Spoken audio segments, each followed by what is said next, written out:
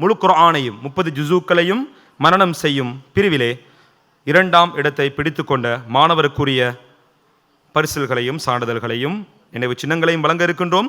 அதனை வழங்கி வைப்பதற்காக ஏஆர் குளோபல் கனெக்ஷன் நிறுவனத்தினுடைய பணிப்பாளர் மதிப்புக்குரிய சகோதரர் மிஸ்டர் ஃபைசல் அவர்களை மேடைக்கு வருமாறு கேட்டுக்கொள்கின்றேன். அதனோடு சேர்த்ததாக அகில இலங்கை ஜமியத்துல் குர்ஆன் நிறுவனத்தினுடைய பொதுச் செயலாளர் மதிப்புக்குரிய சகோதரர் அஷேக் அல் காரி ஃபிர்னாஸ் அவர்களையும் மேடைக்கு வருமாறு கேட்டுக்கொள்கின்றேன்.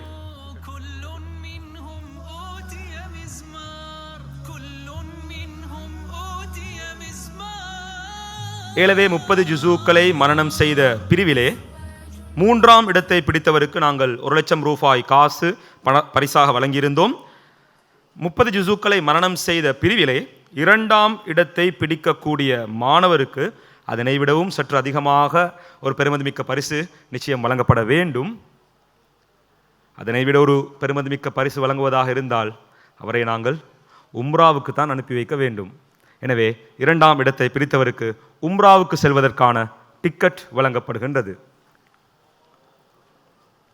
யார் இந்த அதிர்ஷ்டசாலி? பல மதரசாக்கள் போட்டியிட்டார்கள், பலரும் ஆசைப்பட்டார்கள்.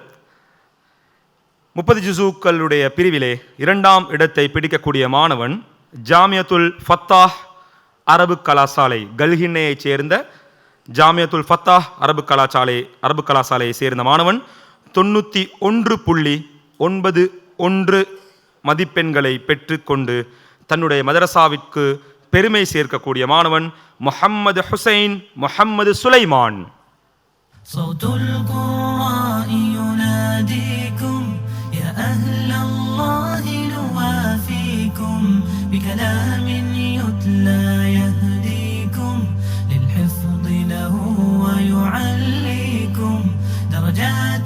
يرفعكم أعلى لا يشقى من به يتحلى قسما في الدارين سيهنى صوت القراء يناديكم هذا القرآن ربيع. நடைபெற்ற போட்டி நிகழ்ச்சிகளிலே 30 ஜுஸூக்களுடைய பிரிவிலே 91.91 மதிப்பெண்களை பெற்று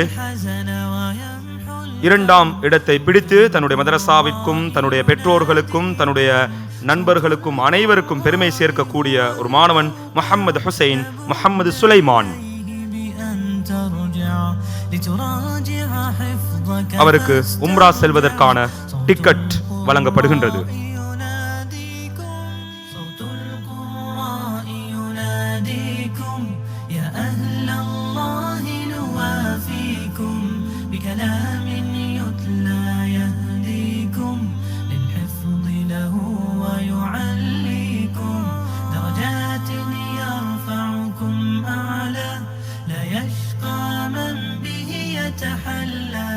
قسما في الدارين سيهنى صوت القراء يناديكم أقسام صيغت ميسورة بالوجه وربع أو سورة أو حزب جزء فلنورة صوت القراء يناديكم. அந்த பரிசுகளையும் சான்றிதழ்களையும் நினைவு சின்னங்களையும் டிக்கெட்டினையும் வழங்கி வைத்த மதிப்புக்குரிய சகோதரர் மிஸ்டர் ஃபைசல் அவர்களுக்கும் அதே போல ஷேக் ஃபிர்னாஸ் அவர்களுக்கும் நன்றிகளை தெரிவித்துக் கொள்கின்றோம்.